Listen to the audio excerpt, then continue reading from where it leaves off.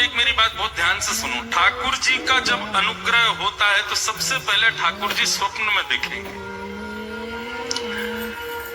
भगवत दर्शन ऐसे नहीं होगा स्पष्ट ठाकुर जी प्रकट हो गए, दिख गए, चल रहे फिर रहे हैं, दिख रहे हैं हमको, ऐसा नहीं। ठाकुर जी सबसे पहले स्वप्न में दर्शन देंगे, और स्वप्न में भी प्रत्यक्ष नहीं दिखेंगे। ठाकुर जी की कोई ना कोई अंग का दर्शन होगा, ठाकुर जी की कोई ना कोई वस्तु का दर्शन, वंशी दिख जाएगी, मोर मुकुट दिखेगा, ठाकुर जी की पीली पीतांबरी दिखेगी। रात्रि में सोते सोते ऐसा लगेगा मानो चंदन की सुगंधी आ रही हो, केसर की सुगंधी आ रही हो। ऐसे ऐसे अनुभव ठाकुर जी कराते हैं। स्वप्न दर्शन सबसे पहला। हमारी एक बात मान लीजिएगा, स्वप्न में कभी ठाकुर जी दिख जाएं, कभी किसी को बताइएगा। प्रेम को और रत्न को दोनों को गोपनीय रखना चाहिए। प्रचार कर दोगे रत्न कहाँ रखा है तो चोरी होने का भय रहता है। ऐसे प्रेम का भी ढिंडोरा पीट दोगे तो निश्चित है कि आपका प्रेम एक दिन नष्ट हो जाएगा। इसलिए प्रेम और रत्न दोनों गोपनीय रखने वाली वस्तु। तो भगवत कभी दर्शन स्वप्न में हो या कोई अनुभव कभी भी हो तो कभी किसी से कहना नहीं। हाँ, कभी ऐसा लग रहा हो कि किसी की भक्ति में विश्वास जग जाएगा मेरे बताने से तो कह देना, लेकिन बहुत सकुचा के संकेत में कहना, ज्यादा मत बोल देना। तो स्वप्न में ठाकुर जी दिखते हैं। स्वप्न के बाद प्रतीक्षा करो कि अब जागृत अवस्था में उनका अनुभव होगा। आप जहां बैठे हो ऐसा लगेगा ठाकुर जी यहीं विराज रहे थे। आपको ऐसा लगेगा ठाकुर जी ने कोई अनुग्रह किया, कोई कृपा की है। तो पहला स्वप्न दर्शन, दूसरा अनुभव दर्शन, और तीसरा होगा प्रत्यक्ष दर्शन। ठाकुर जी दिखे ही जाएंगे, सामने ही खड़े हो जाएंगे। बहुत लंबी दूरी है भैया हमारी और ठाकुर जी की, थोड़ी नेक समीप करनी है। नाम जब तिलक लगाना, कीर्तन करना, सत्संग सुनना, इसके पीछे एक ही उद्देश्य रखो, ठाकुर जी स्वप्न में ही आ जाओ, और कुछ नहीं। एक बार तो कोई अनुभव कराओ। तो बंगाल के एक भक्त को ठाकुर जी ने स्वप्न में जाकर के कहा कि तुम वृंदावन जाओ, हम तुम्हारी भक्ति से बड़े प्रसन्न हैं, और वहां गौड़िया वैष्णव बाबा रहते हैं, उनके यहाँ मदन मोहन जी की सेवा है, तुम वहां जाकर के उनका अनुग्रह स्वीकार करो। बंगाल से वो व्यक्ति वृंदावन आया, सत्य घटना है। वृंदावन आकर के उसने बाबा जी का परिचय पूछा, उनके पास गया, जाकर के उसने ये नहीं कहा कि ठाकुर जी ने स्वप्न में आज्ञा की है। भक्त का ये भी स्वभाव होता है, वो अपने ऊपर होने वाली कृपा का प्रदर्शन भी नहीं करता। एक बात से बचिएगा, भक्ति में प्रदर्शन की स्थिति नहीं आनी चाहिए। हम सबको दिखाएं कि देखो हम भक्त हैं, नहीं, ऐसा भी नहीं होना चाहिए। अपनी भक्ति को जितना हो सके गोपनीय रखो, छुपाओ। इस भक्ति की प्रणालिका को कहते हैं अंतर्निष्ठ भक्ति। जैसे एक प्रकार से आज की भाषा में कहूं, हमको कोई प्रिय लगता है, हम किसी से प्रेम करते हैं, लेकिन कभी कहा नहीं है? लेकिन कई लोग होते हैं, अरे कह दो, कहने में क्या जाता है, बता दो कि तुम प्रेम करते हो। लेकिन कई लोग प्रेम ज्यादा प्रिय कौन सा लगता है, जीवन भर प्रेम किया लेकिन कभी कहा नहीं, ये प्रेम ज्यादा अच्छा माना जाता है ना। ठीक वैसे ही ठाकुर जी की हम पर कितनी कृपा हो रही है, हमारी भक्ति कितनी, इसका ज्यादा प्रदर्शन नहीं होना चाहिए। उसको जितना हो सके गोपनीय रखो। तो आकर के बाबा के चरणों में प्रणाम किया। उसने नहीं बताया कि ठाकुर जी ने स्वप्न में आज्ञा की कि तुम वृंदावन जाओ। बाबा ने कहा कहो कैसे आए। बोले बाबा ब्रजवास करना है, आप अपने चरणों में हमको रख लो। अपनी गुरु प्रणाली बताओ, अपने दादा गुरु, परदादा गुरु, परदादा गुरु के नाम बताओ। आजकल ऐसा नहीं होता है। आजकल ये पहले बंधुओं दीक्षा तभी देते थे, दीक्षा देने के बाद में आपका नियम होना चाहिए कि गुरु का नाम, दादा गुरु का नाम, परदादा गुरु का नाम, हमारे गुरु परंपरा में वस्त्र कैसे होते हैं, नाम जप कैसे होता है, प्रसादी कब होती है, गुरुओं के उत्सव कब होते हैं, सब गुरु प्रणाली में पूछे जाते थे। आजकल किसी को नहीं पता होता। लेकिन कोई बात नहीं, आप अपने गुरु को ही जानते हो, यही बहुत है। तो बाबा ने पूछा अपनी गुरु प्रणाली बताओ। उसने कहा बाबा मुझे गुरु प्रणाली तो नहीं पता। बोले गुरु प्रणाली नहीं पता, कहीं लिखी होगी गुरु ने लिख के? बोले है, पर वो तो मेरे घर बंगाल में ही रह गई है, अब मैं तो इतनी दूर से आ गया बाबा। बाबा ने थोड़ी देर तो उनको प्रवचन सुनाए, थोड़ी देर बोलने के बाद बोले वापस जाओ, गुरु प्रणाली जब तक नहीं लाओगे तब तक हमारे यहाँ नहीं रह सकते। पहले परंपरा बताओ तुम्हारी कैसी है। गुरुजन भी अपनी सिक्योरिटी रखते थे, इससे यह भी पता चल जाता था कि वैष्णव वास्तव में वैष्णव है कि नहीं। कहीं ऐसे तो नहीं बस लगाए तिलक कोटा चले आए। गुरु आज्ञा हो गई कि वापस जाओ, गुरु प्रणाली लेके आओ। उस समय मथुरा में स्टेशन नहीं था, हाथरस से रेल पकड़नी पड़ती थी। सोचो कितनी पुरानी बात। बेचारे गुरु आज्ञा मान करके वृंदावन से हाथरस निकल गए। लेकिन ज्यों-ज्यों वृंदावन से चरण भार रख रहे हैं, त्यों-त्यों उनके हृदय में पीड़ा हो रही है। जैसे तैसे तो वृंदावन मिला, श्री जी ने, ठाकुर जी ने कृपा करके मुझे भेजा, परंतु गुरु आज्ञा हो गई कि छोड़ के जाओ, तो अब तो गुरु आज्ञा भी माननी पड़ेगी। हाथरस पहुंच गए। अब जैसे जैसे वहां पर ये भाव आ रहा है कि इतनी देर में रेल आ रही है, इतनी देर में रेल पहुंचने वाली है, ज्यों-ज्यों रेल समीप आवे स्टेशन के, त्यों-त्यों व्याकुलता हो। क्या करूं? वृंदावन छोड़ूंगा तो रेल में बैठती मेरे प्राण निकल जाएंगे, और वृंदावन नहीं छोड़ के जाऊं तो गुरु की आज्ञा। तब वृंदावन का स्मरण किया, और वृंदावन के श्री बांके बिहारी, राधा रमण, राधा वल्लभ, श्याम सुंदर, यमुना मैया, ब्रज रानी, रज रानी, गोपेश्वर महादेव, सबका स्मरण किया। बोले आप सब कृपा करो, मुझे ब्रज से दूर नहीं जाना, लेकिन मैं क्या करूं, गुरु आज्ञा है, उसका भी पालन करना है, तो आप ही सब व्यवस्था करो, कैसे ये सब हो कि मैं ब्रज से भी ना जाऊं और गुरु आज्ञा भी ना टले। आप विश्वास माने, वो आंख बंद करके वृंदावन को प्रणाम कर रहे थे, रेल सामने आई, सब बैठ गए और रेल निकल गई, वो खड़े ही रहे, उनको पता ही नहीं चला रेल आ गई थी। जैसे नेत्र खोल करके देखे तो सामने रेल जा चुकी। उन्होंने पूछा भैया बंगाल जाने वाले? बोले वो तो निकल गई रेल। बोले अरे ये तो अपराध हो गया, मैं रेल में बैठा नहीं, गुरु आज्ञा मानी नहीं, क्या करूं क्या करूं। परंतु बंधुओं, यहां जैसे उसने वृंदावन का स्मरण किया, बाबा जिनके यहां वो गया था, वो जैसे ही लेटे थे तो स्वप्न में श्री जी प्रकट हो गए, और श्री जी प्रकट होकर के बोली उस बालक को हमने भेजा था वृंदावन। वृंदावन कोई अपनी इच्छा से नहीं आता, वृंदावन तुम्हारी इच्छा से नहीं आता, मेरी इच्छा से व्यक्ति वृंदावन आता है, और तुमने उसको वापस क्यों भेज दिया? बाबा बोले श्री जी मैंने तो गुरु प्रणाली मांगी थी। उसने कहा घर है, तो मैंने कहा जाओ ले आओ। बोले अपने राधा, अपने मदन मोहन जी के सिंहासन के नीचे देखो, पर्ची में हमने उसकी गुरु प्रणाली लिख करके रख दी, उसकी गुरु प्रणाली वहीं रखी है, जाकर के तुम उसका दर्शन कर लो, और वो कल जब आए तो उसको स्वीकार कर लो। अब वो बालक सोचे मैं क्या करूं, रेल तो निकल गई, 4 दिन तक रेल आनी नहीं है। सहमा सहमा वृंदावन आया, डर रहा था कहीं गुरुजी ने मुझको देखा तो कहीं नाराज ना हो जाए, और यहाँ गुरुजी उसको ढूंढ रहे थे कि बेचारा कहाँ चला गया, उसको ढूंढो, कहीं ज्यादा दूर ना निकल गया हो। तभी बीच वृंदावन के परिक्रमा मार्ग में सामने से उस बालक को आते बाबा ने जैसे ही देखा, बालक तो डर गया कि बाबा यही मारेंगे, मुझको देख लिया कि तू गया नहीं बंगाल। लेकिन बाबा तो दौड़ करके आए और हृदय से लगा लिया, नेत्र सजल हो गए। बोले मुझे तुम्हारी गुरु प्रणाली मिल गई। बोले कैसे?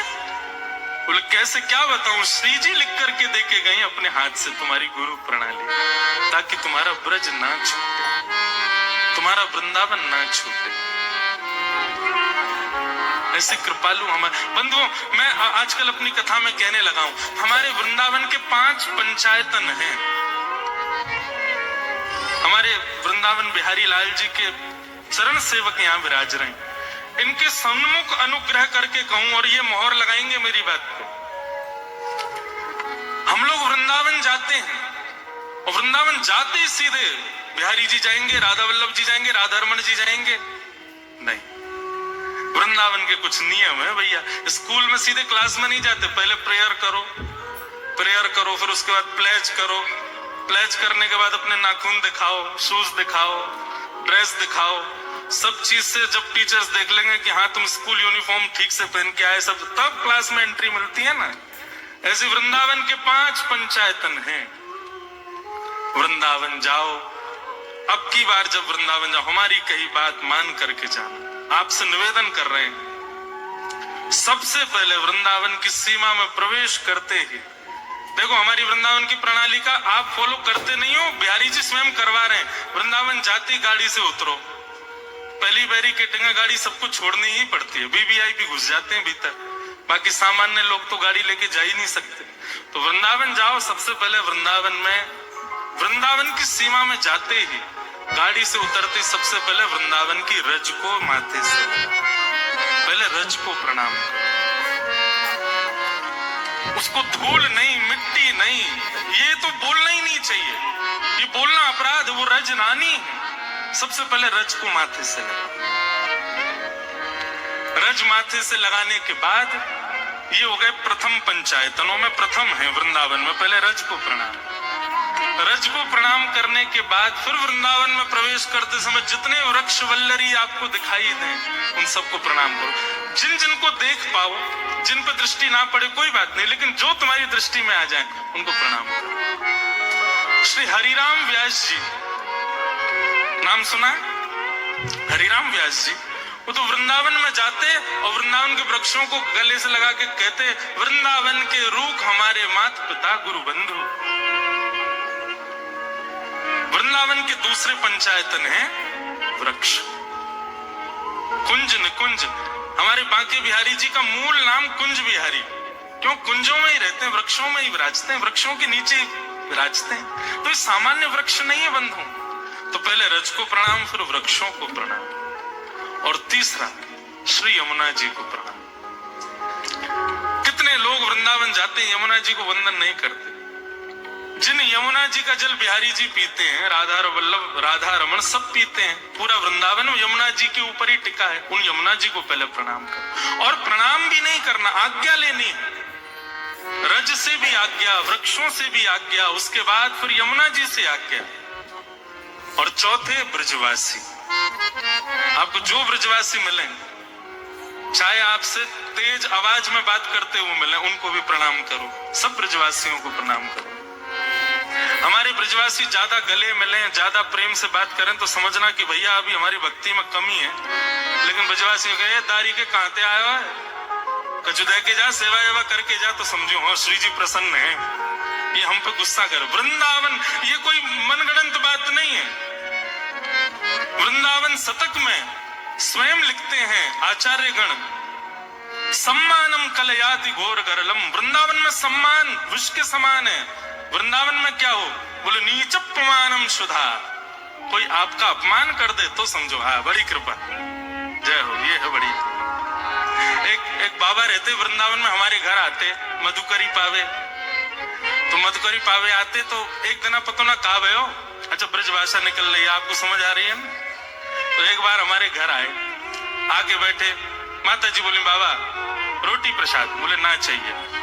दाल प्रसाद, बोले अपने राम को नहीं चाहिए।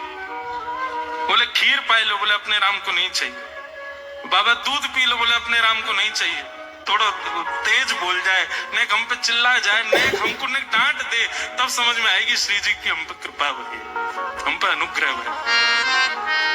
तो वृंदावन में पहले रज से आज्ञा, फिर यमुना जी से, फिर वृक्षों से आज्ञा, फिर यमुना जी से आज्ञा, चौथे ब्रजवासियों को प्रणाम। ब्रजवासी बहुत प्रिय बंधु। जगन्नाथ जी का कभी आपको यदि चरित्र पढ़ने को मिले, जगन्नाथ जी की कोई कथा, मैंने एक जगह पढ़ा, मेरे नेत्र इतने सजल हो गए कि जब प्राचीन भारत में जब इतने साधन नहीं होते थे, तो लोग बाग जब चारधाम यात्रा करते थे, कोई ब्रजवासी यदि जगन्नाथपुरी जाता था, महीनों लगते थे पहुंचने में। तो श्री जगन्नाथ जी अपने स्थान पर खड़े खड़े आज कुछ ज्यादा ही प्रसन्न दिखाई दे रहे हैं। तो पुजारी गण पूछते, जय जय आज बड़े प्रसन्न हो। तो ठाकुर जी स्वप्न में आज्ञा करते, बोले सुनो, कल ना 4 लोग वृंदावन से आ रहे हैं, एक नंदगाम से आ रहा है, एक गोवर्धन से आ रहा है, उनके लिए उचित व्यवस्था करो भैया, उनके लिए बढ़िया सुनो सामग्री की तैयारी कर लेना, मेरे ब्रजवासी आ रहे हैं, और सुनो बाकी सबको तो दूर से दर्शन करा देना, पर ब्रजवासी आए ना उनको गर्भगृह में लाके मेरे हृदय से लगा, मुझे बड़े प्रिय है। तो भैया ब्रजवासियों को देख करके यदि आपको ऐसा लगे कैसे बोल रहे हैं, कैसे चल रहे हैं, अरे देखो क्या कर रहे हैं, नहीं, ठाकुर जी के प्रिय जैसे हैं उनको प्रिय है। तो चौथी आज्ञा ब्रजवासियों से, और 5वीं आज्ञा हमारे वृंदावन में विराजमान देवादिदेव महादेव श्री गोपेश्वर महादेव, उनसे आज्ञा। हमारे ब्रज में एक बहुत अच्छी कथा याद आई है, ध्यान से सुनना। हमारे ब्रज में एक रसिक संत थे, निम्बार्क संप्रदाय के श्री भट्ट देवाचार्य जी। तो वैष्णव रूप में रहते थे, 12 तिलक लगाते थे, और 12 तिलक लगा करके अंकित करके कंठी आदि पहन करके बढ़िया सुंदर सिंहासन पर बैठ के भजन करते थे। तो उनके बाह्य रूप को देख करके तो कोई भी आकर्षित हो जाता था। एक छोटा सा बालक उनके पास गया और दंडवत प्रणाम करके बोला कि महाराज, मुझे आपका तिलक बहुत अच्छा लगा, मुझे आपका स्वरूप बहुत अच्छा लगता है, आपकी बैठने की स्थिति, आपका बोलने का ढंग और आपकी नाम, ये सब चीज से मैं बड़ा आकर्षित हो गया हूं, मुझे आप गुरु दीक्षा दे दीजिए। तो श्री भट्ट देवाचार्य जी बोले, तुमको केवल हमारा तिलक, भजन, बोलने का तरीका और ये सभी प्रिय लगा है और तुम इसी से ही आकर्षित होकर दीक्षा लेने आ गए हो, 2 बार सोच लो। बोले मैंने सोच लिया, मुझे तो बस मेरे पलक झपकने का मन नहीं होता, आपको देखता रहूं, ऐसा लगता है कि आपका मुखमंडल कितना सुंदर है, आपके नेत्र कितने सुंदर हैं, आप कितने बढ़िया लगते हो, आप ही मुझे दीक्षा दे दीजिए। तो भट्ट देवाचार्य जी बोले ठीक है, मैं एक प्रश्न करूंगा, उसका उत्तर सही देना। बोले बताइए। बोले तुमको मेरे अलावा और क्या दिख रहा है? तो बालक बोला, आप दिख रहे हैं, आपका आसन दिख रहा है, आपका तिलक दिख रहा है, आपके सामने पोथी रखी है वो दिख रहा है, आपके हाथ में माला है, आपकी शिखा दिख रही है, आदि आदि जो जो बाह्य रूप था वो सब बता दिया। तो भट्ट देवाचार्य जी हंसे और बोले, अभी तुम दीक्षा के योग्य नहीं हो। चरणों में गिर गया, रोने लगा, बोले आप दे दीजिए ना दीक्षा, मैं और प्रयास करूंगा, अच्छा निखरने की कोशिश करूंगा। तो भट्ट देवाचार्य जी बोले, दीक्षा के बाद मैं कोई आज्ञा करूंगा तो तुम मानोगे? बोले हाँ मानूंगा। बोले मैं पहले आज्ञा कर देता हूं, बाद में दीक्षा दूंगा। बोले क्या आज्ञा है? बोले मानोगे? बोले पक्का मानूंगा। ध्यान से सुनिएगा। तो भट्ट देवाचार्य जी बोले, गोवर्धन चले जाओ और 12 साल तक नित्य परिक्रमा करो, रोज परिक्रमा, और 12 साल तक बेनागा परिक्रमा करके लौट के आओगे, तब हम तुमको दीक्षा देंगे। बालक बोला, छल लिया आपने तो मुझे। आपने कहा दीक्षा के बाद आज्ञा करूंगा तो भी मानना है, पहले कर देता हूं तो ये ऐसी आज्ञा करिए, मतलब 12 साल तक तो मैं कुछ कर ही नहीं सकता।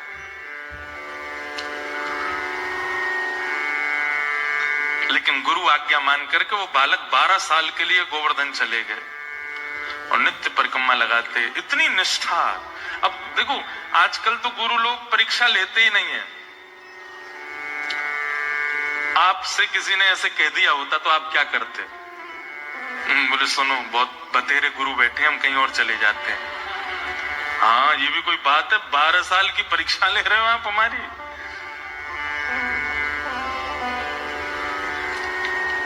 तो चले गए, वो बालक भी चला गया। गुरु जी 2 प्रकार से परीक्षा ले रहे थे, निष्ठा देखूं, निष्ठा कैसी है, मानता है कि नहीं, और फिर 12 साल के तब से जो परिवर्तन आएगा दृष्टि में, उससे इसी का भला होगा। तो 12 साल के लिए वो बालक चला गया, गिरिराज जी की रोज परिक्रमा करी और गिरिराज जी से रोज प्रार्थना करते, हे गिरिराज बाबा मुझे योग्य बना दो कि मैं अपने गुरु से दीक्षा ले सकूं। 12 साल बाद वो बालक आया, अब तो वो बड़ा हो गया था। गुरु जी प्रणाम, आपने आज्ञा की थी 12 साल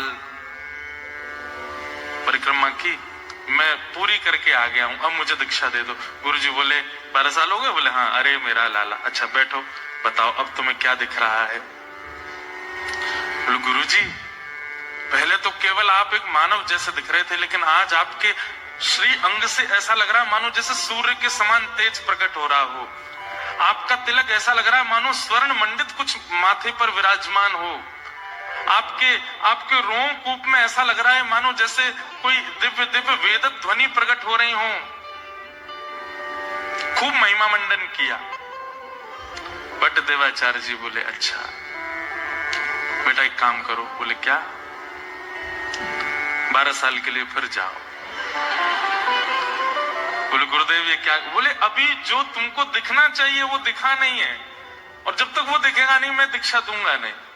बहुत रोए। बोले कि भगवान ऐसा मत करो, मैं बहुत तड़प के आया हूं। बोले जो भी हो, अगर मुझसे दीक्षा चाहिए तो 12 साल और जाओ।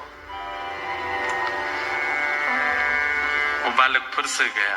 12 साल, 24 साल, 12 साल पहले और 12 साल अब, बेनागा गिरिराज जी की परिक्रमा रोज की, केवल गुरु को जीवन में लाने के लिए।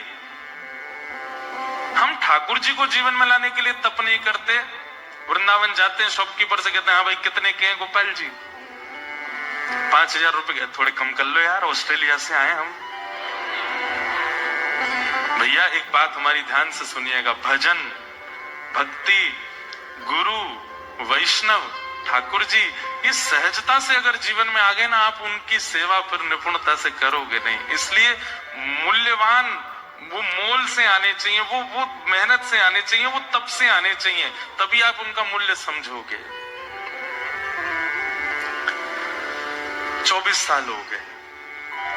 अब वो बालक नहीं रहा है, अब तो वो बड़ा हो गया, आयु उसकी खूब हो गई। आया, प्रणाम किया। बोले गुरुदेव 24 वर्ष की तपस्या पूरी हो गई, अब आज्ञा कीजिए। गुरुजी बोले बैठो सामने, बताओ अब क्या दिख रहा है? तो गुरुदेव ऐसा लगता है कि आप कोई सहचरी हैं, आप कोई ठाकुर जी की नित्य दासी हैं। आप अभी तक मुझे पुरुष रूप में दिखते थे, पर ऐसा लगता है कि आप ब्रज की कोई गोपी हो, और आप अभी अभी दही मत करके आए हो, और दही से निकले हुए जो माखन के लोना है वही आपके मुखमंडल पर छींटे के रूप में दिख रहे हैं। जो पहले तिलक दिख रहा था अब उसको वो कुछ और दिख रहा था। गुरुजी बैठे बैठे प्रसन्न हो रहे थे, खुश हो रहे थे, और बोले आप अभी ऐसे लग रहे हो कि जैसे मानो ठाकुर जी वेणुनाद कर रहे हैं और आपको अपनी लीला में बुला रहे हैं, और आप बस तुरंत मेरे से मुक्त होकर के सीधे वहीं जाने को तत्पर बैठे हैं। ऐसा लगता है कोई दिव्य लीला हो रही है, और आप उस लीला की एक गोपी। ये कोई आडंबर नहीं था, ये सत्यता थी, ऐसा ही दिख रहा था उसको। बट देवाचार्य जी बोले बेटा, बोले जी गुरुदेव। बोले 12 साल के लिए जाओ गोवर्धन। लेकिन अब की बार वो रोया नहीं, वो समझ गया कि नहीं मेरी योग्यता अभी बनी नहीं है। फिर भी कहा गुरुदेव मैं जान सकता हूं क्या मुझे जो दिख रहा है वो सत्य नहीं है? बोले सत्य है, लेकिन तूने आते ही कहा कि 12 साल की तपस्या पूरी हुई। ये 12 वर्ष की तपस्या का एक अभिमान तेरे चित्त में है, एक बार और जाओ। कितने 12 थोड़ी, अब कितने हो गए? 24 वर्ष हो गए। फिर से गया, 12 साल फिर गिरिराज जी की परिक्रमा करी, और जैसे ही 36 वर्ष हो गए, लौट करके जब आए, श्री भट्ट देवाचार्य जी अपने आसन पर बैठे थे, और सामने से वो जैसे ही आया, आते अब कुछ बोला नहीं, अब कुछ कहा नहीं, बस नेत्रों से अविरल अश्रुधारा गिरी। भट्ट देवाचार्य जी बोले कहो बालक क्या कह रहे हो? बोले नाथ ऐसा लगता है कि मानो मेरे सामने साक्षात यशोदा मैया बैठी हैं, और उनके एक गोदी के ऊपर साक्षात किशोरी जी बैठी हैं, और दूसरी गोदी में साक्षात श्री लाल जी बैठे हैं। श्री प्रिया लाल जी को गोद में लेकर के मानो जैसे यशोदा जी बैठी हैं, मानो जैसे कीर्ति मैया मेरे सामने बैठी हैं, मानो जैसे साक्षात कोई गोपी दोनों युगल सरकार को लेकर के बैठी है। तुरंत भट्ट देवाचार्य जी अपने आसन से उठे, युगल गोदी में दिखे ना? बोले हाँ। बताओ ठाकुर जी का रूप कैसा है? बोले कटाक्ष नेत्र हैं, मंद मंद मुस्कार है, थोड़ी थोड़ी दतुइयां दिख रही हैं। श्री जी का रूप कैसा है? बोले बिल्कुल कमलांगी हैं, कमल जैसा अंग है, सुंदर कटाक्ष नेत्र हैं, धीमे धीमे श्याम सुंदर को देख रही हैं। जब बिल्कुल विश्वास हो गया कि हाँ यही दिख रहा है, तुरंत बट्टदेवाचार्य बोले अब दीक्षा दूंगा, यही दिखाना था। अभी तक तुमको केवल मैं दिखा, अभी तक मेरी योग्यताएं दिख रही थी, अभी तक मेरा प्रभाव दिख रहा था, लेकिन वास्तविक दर्शन अब हुआ, अब तुम्हें दीक्षा देंगे। और वही हमारे ब्रजमंडल के एक अद्भुत रसिक बने वो बालक, और उनका नाम हुआ हरिव्यास देवाचार्य। क्या नाम हुआ? हरिव्यास देवाचार्य। उन्होंने बड़े अच्छे अच्छे पद गाए। था तो नाम उनका हरिव्यास देवाचार्य, लेकिन उनके पद में वो अपना नाम आता है ना, सबको सूरदास जी का नाम आता है, कुमनदास जी का नाम, उनके पद में नाम आता है हरिप्रिया। उन्होंने अपना नाम रखा हरिप्रिया। ये है संत दर्शन। हमको तिलकधारी, धोतीधारी, चोटीधारी, वैष्णव, तुलसीधारी में दोष दिख रहा है, और यहां देखिए एक आचार्य चरण 36 वर्ष तप करा करके अपनी गोद में ठाकुर जी दिखा रहे हैं। हमारी भक्ति तब जानो कि अत्यंत दोष युक्त वैष्णव भी सामने आ जाए, उसमें भी हमको गुण का दर्शन हो, तब समझो कि हमारा भजन फलीभूत हो रहा है। कोई आपसे आकर के कहे, बोले वो सिडनी वाले भैया है ना, वो पूरे दिन नाम जप करते रहते हैं, बोले हाँ, अरे वो ऐसे ही हैं, वो ऐसे ही हैं, उनकी बातें ऐसी हैं, उनके काम ऐसे ही हैं, आदि आदि सब बातें। लेकिन आपके मन में क्या है? भैया देखो मेरे सामने उनकी निंदा मत करो, ठीक है वो होंगे जैसे भी हों, पर मुझे उनके बारे में ऐसा मत बोलो।